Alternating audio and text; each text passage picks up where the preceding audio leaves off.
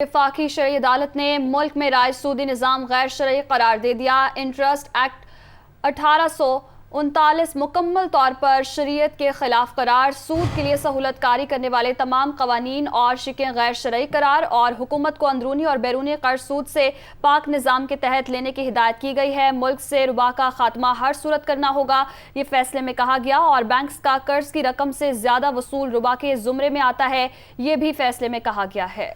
شرعی عدالت نے یہ فیصلہ دیا ہے اور ساتھ ہی ساتھ حکومت کو ہدایت دی ہے کہ انٹرسٹ کا لفظ ختم کیا جائے۔ فیصلے میں یہ لکھا گیا کہ سی پیک کے لیے چائنا بھی اسلامی بینکاری نظام کا خواہاں ہے۔ وفاقی شرعی عدالت نے ملک میں رائج سودی نظام کو غیر شرعی قرار دے دیا ہے۔ جماعت اسلامی نے وفاقی شرعی عدالت کے فیصلے پر کل یوم تشکر منانے کا اعلان کیا ہے۔ امیر جماعت اسلامی سراج الحق کا کہنا ہے کہ پوری قوم سودی نظام کے خاتمے کے لیے پرعزم ہے۔ حکومت جلد از جلد نظام کو عدالتی فیصلے کے مطابق کرے، اگر رکاوٹ ڈالی گئی تو ہمارا ہاتھ اور حکومت کا گریبان ہوگا۔ ہم پوری طرح انشاءاللہ اس فیصلے پر عمل درآمد کے لیے پہرا دیں گے، اور ہم پوری طرح پرعزم ہیں، اور عید کے بعد اس فیصلے پر عمل درآمد کے لیے ہم تمام اپنے دوستوں کو، سٹیک ہولڈرز کو، اپنے وکلاء کو، اپنے برادر تنظیمات کو بلائیں گے، اور حکومت کو ہر طریقے سے انشاءاللہ تعالی مجبور کریں گے۔ اس کے لیے سڑکوں پر آنا پڑا تو ہم آئیں گے، اس کے لیے ہر راستہ اختیار کریں گے، لیکن سودی نظام اور پاکستان مزید ساتھ ساتھ نہیں چل سکتے۔ الیکشن کمیشن سے نہ لڑیں، فورن فنڈنگ کی چوری کا کیس لڑیں، یہ کہنا ہے وفاقی وزیر داخلہ رانا ثناءاللہ کا۔ انہوں نے کہا کہ آئین پارلیمنٹ عدلیہ کے بعد الیکشن کمیشن سے غنڈہ گردی نہ کریں، آئین، قانون اور اداروں کا احترام کریں۔ غنڈہ گردی کی تو قانون آپ کے سامنے کھڑا ہوگا۔ جمہوری حکومت آنے سے ملک میں سکون، اور چند آئین شکن بے سکون ہیں، یہ کہنا ہے رانا ثناءاللہ کا۔ مزید کہا شہباز شریف سپیڈ سے مہنگائی، بے روزگاری، لوڈ شیڈنگ کو ختم کر کے دم لیں گے، تو الیکشن کمیشن سے نہ لڑیں، فورن فنڈنگ کی چوری کا کیس لڑیں، یہ کہنا ہے رانا ثناءاللہ کا۔ آئین پارلیمنٹ عدلیہ کے بعد الیکشن کمیشن سے غنڈہ گردی نہ کریں، آئین، قانون اور اداروں کا احترام کریں، یہ کہا گیا ان کی جانب سے۔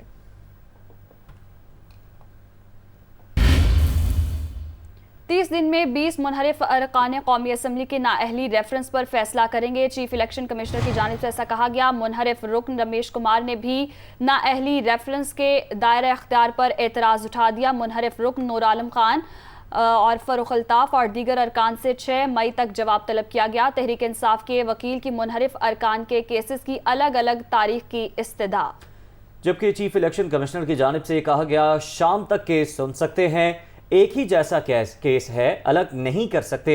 30 دن میں 20 منحرف ارکان قومی اسمبلی کے نااہلی ریفرنس پر فیصلہ کریں گے، یہ کہا گیا چیف الیکشن کمشنر کی جانب سے۔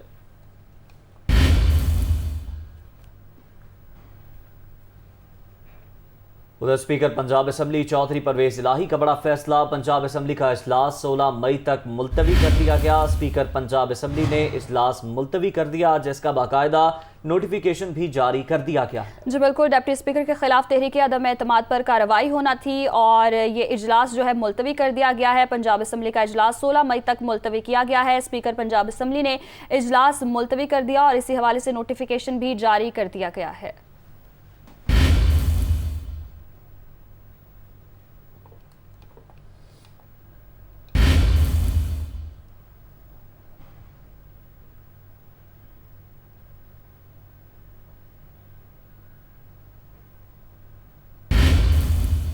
اسپیکر پنجاب اسمبلی چودھری پرویز الہی نے کہا ہے کہ ساری قوم نے شریفوں کا چہرہ دیکھ لیا ہے، پولیس کو استعمال کیا جا رہا ہے۔ آئی جی چیف سیکرٹری شریفوں کے اعلی کار بن چکے ہیں، تحریک عدم اعتماد پر کارروائی میں نے کرنی ہے۔ یہ میں اللہ کا شکر ادا کر رہا ہوں کہ اللہ نے چہرہ دکھایا ہے شریفوں کا، ساری قوم دیکھ لے یہ چہرہ حقیقت کیا ہے شریفوں کے اندر۔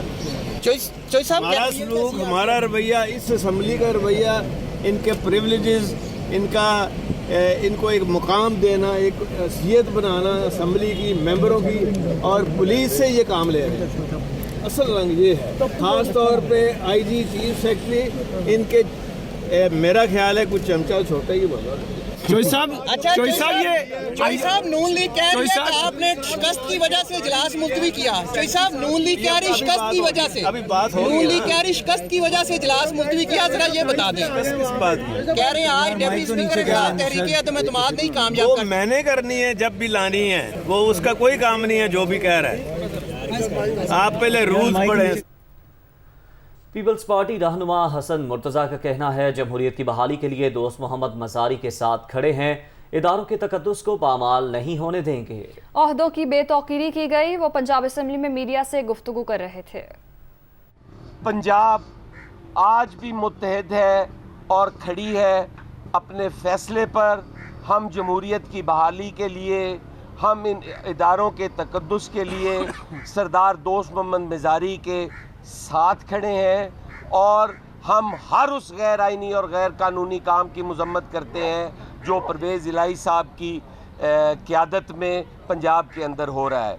आज मैं ये समझता हूँ कि 25 दिन से पंजाब जो है वो अपने चीफ एग्जेक्टिव से महरूम है। आज पंजाब की 80% अवाम जो देहातों से ताल्लुक़ रखती है, आज उनकी गंदम की बर्दाश्त का टाइम है और कोई चीफ एग्जेक्टिव ना होने की वजह से वो रुल रहे हैं और आने वाला वक्त मैं देख रहा हूँ कि यहाँ पे अनाज की किल्लत होगी। कौम को दिहाइयों बाद देखने को मिला था जमहूरी हुकूमत और एस्टेब्लिशमेंट एक पेज पर थे, ये कहना है गवर्नर पंजाब का। मुल्क दुश्मनों के लिए ये मौत थी, लिहाजा पहले दिन से साजिश की तैयारी शुरू हो गई।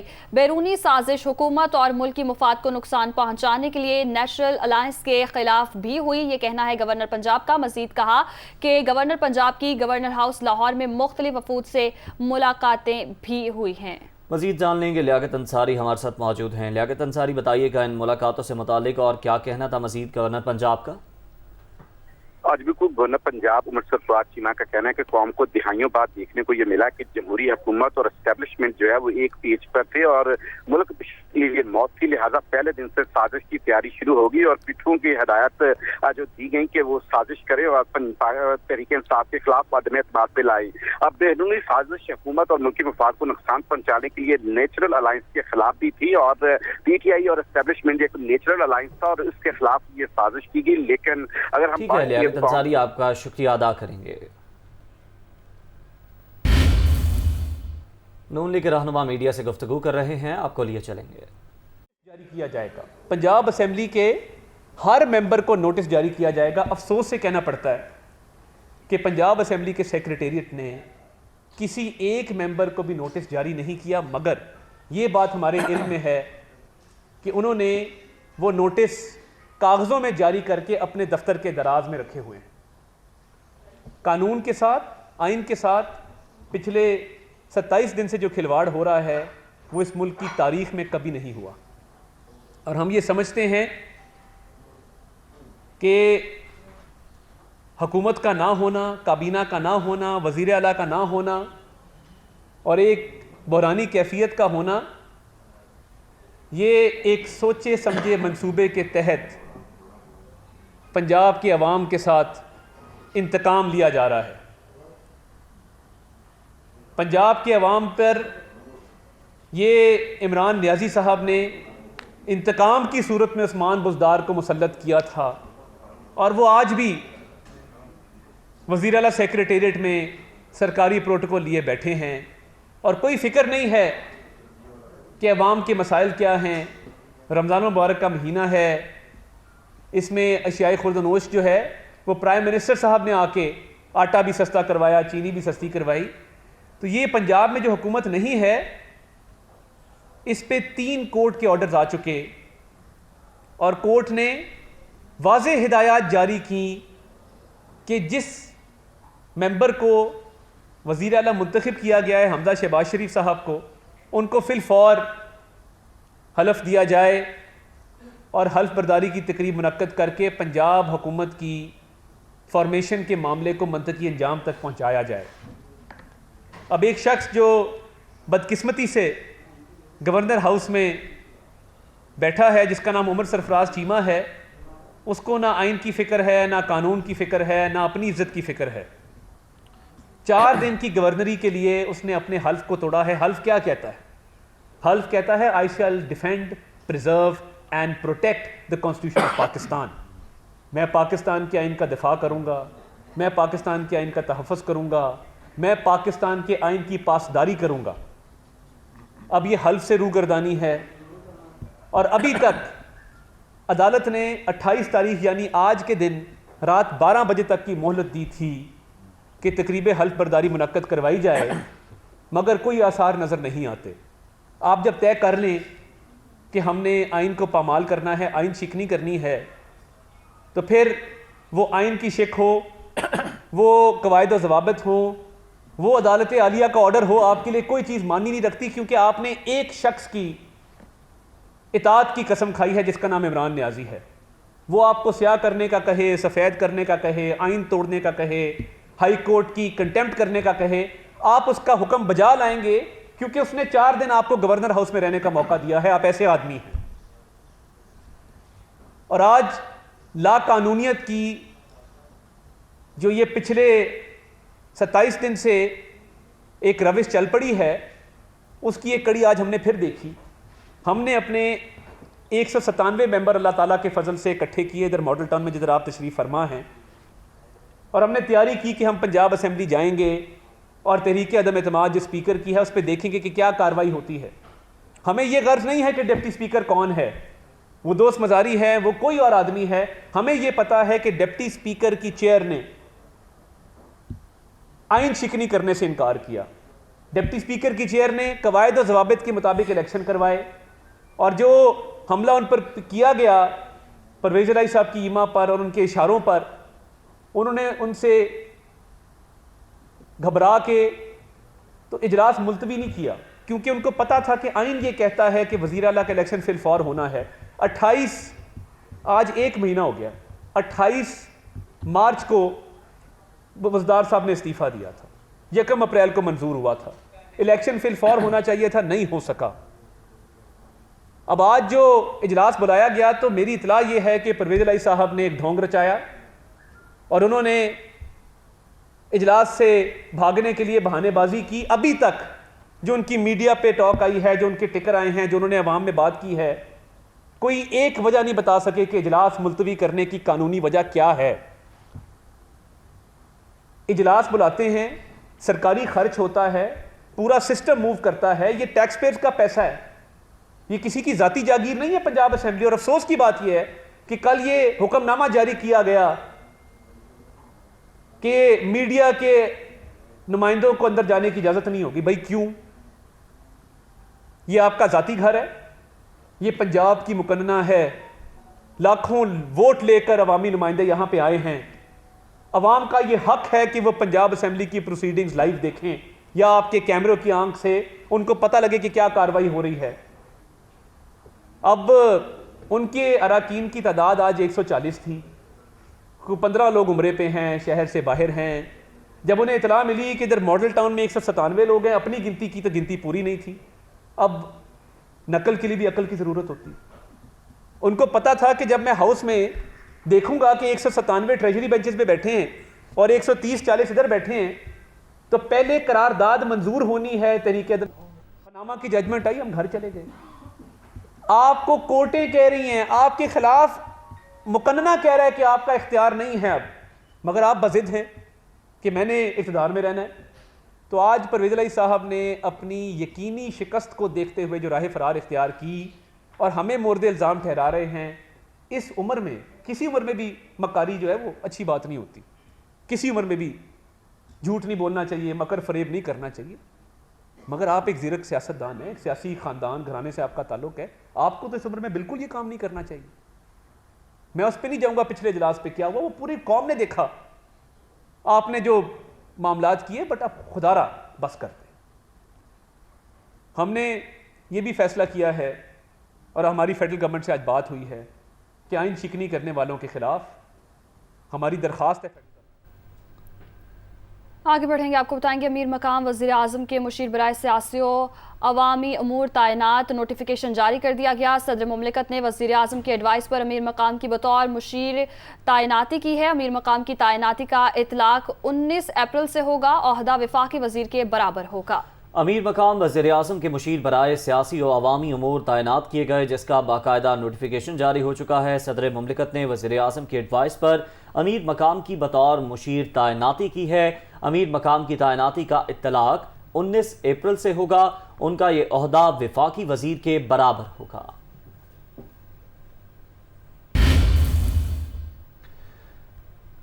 آگے بڑھتے ہوئے خبر آپ کو دیں، اسپیکر راجہ پرویز اشرف کا اسد کیسر دور کی بھرتیوں پر نوٹس سامنے آیا۔ اسپیکر قومی اسمبلی نے سابق دور کی بھرتیوں کی رپورٹ طلب کر لی ہے۔